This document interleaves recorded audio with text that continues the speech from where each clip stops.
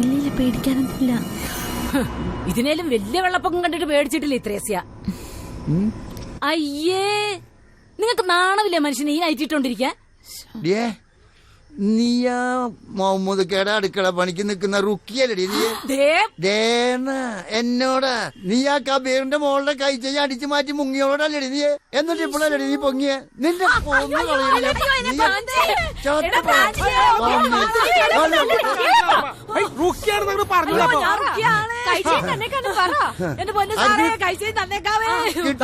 കിട്ടുമ്പോ പോയത് വരടാ.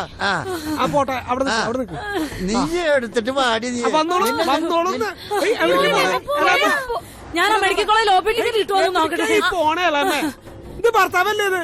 ഇയാൾക്ക് വട്ടാ, ഞാൻ എന്ത് ചെയ്യാനാ? ഇതൊരു കഷ്ടാന്ന് ആലോചിച്ച് നോക്കിയേ. ഇത്രയുള്ള ഒരു ഭാര്യയുടെ ഉത്തരവാദിത്തം എന്ന് പറഞ്ഞത്. എന്നെ തല്ലി തമ്പുറാക്കി നീയും കണ്ടില്ലേ? ഇനി ഞാൻ ഇവിടെ നിൽക്കണോ? നീ അധികം ചലക്കാറിയ മിണ്ടാതെ അവിടെ ഇരിക്കണ്ട. മനുഷ്യനെ ഭ്രാന്ത് പിടിപ്പിക്കാനായിട്ട് എന്താന്ന് വെച്ചാ ചെയ്തോ, ഞാൻ പോവാ. അയ്യോ. ഇങ്ങോട്ടാ നീ ഓടിപ്പോണത്? ഹലോ, ആ ഗുരുവേട്ടാ. ആ അതെയാ, ആ വേണം വേണം.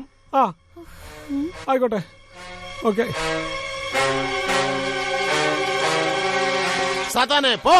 ഈ ലോക കണ്ടിട്ട് എന്നെ സാത്താനായിട്ടാ തോന്നണേ? എന്നെ മനസ്സിലായില്ലേ?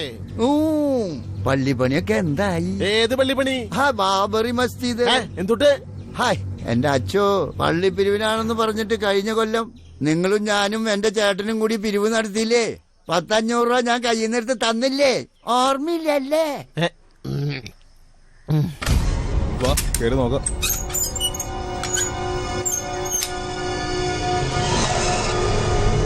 എനിക്കേ പ്രാഞ്ചീനെയും കുരുവിനെയും സ്കൂളിൽ കൊണ്ടാക്കണം. പ്രാഞ്ചിയെ. എന്താ ആരാ? ഒന്നുമില്ല, ഞങ്ങൾ ഇയാളറിയും. സുഖമില്ലാന്ന് കേട്ടപ്പോ ഒന്ന് കാണാൻ വന്നതാ. അച്ഛനറിയോ, ജയൻ എന്ന് പറഞ്ഞൊരു നടൻ ഇറങ്ങിണ്ട്. എന്തായുള്ള അഭിനയം എന്നറിയോ? നസീറൊക്കെ തൂരിയിരിക്കണം. എന്നെ മനസ്സിലായ? നിങ്ങളെ ആർത്താട്ട് പള്ളി പെരുന്നാളിന് വന്ന ബാൻഡ് സെറ്റുകാരല്ലേ? ഞാൻ അറിയാണ്ടിരിക്കോ? ഒന്ന് സൂക്ഷിച്ചു നോക്കിയേ. നീയാ റുക്കിയനെ കെട്ടിയോണ്ടല്ലടാ കള്ളപ്പ.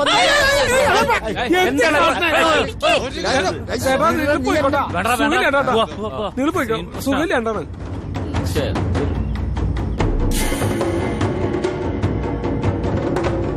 കുരുവി, ഇതിങ്ങനെ വിട്ടിട്ട് കാര്യമില്ല. ആസ്പത്രിയിൽ കൊണ്ടുപോ. പരിചയമുള്ളൊരു ഡോക്ടറോട് വരാൻ പറഞ്ഞിട്ടുണ്ട്. ഉക്കുറ് പോയിട്ടുണ്ട്. ദേഹോപദ്രവം തുടങ്ങിയ സ്ഥിതിക്ക് ആരെ ഉപദ്രവിക്കണമെന്ന് ഇളയപ്പന് കൃത്യമായിട്ട് അറിയാലോ. ഇളയപ്പ അല്ലാത്തവരും ഇളയപ്പ ഒന്നും ചെയ്യില്ല അല്ലേ? പക്ഷെ എന്താ ചെയ്യ?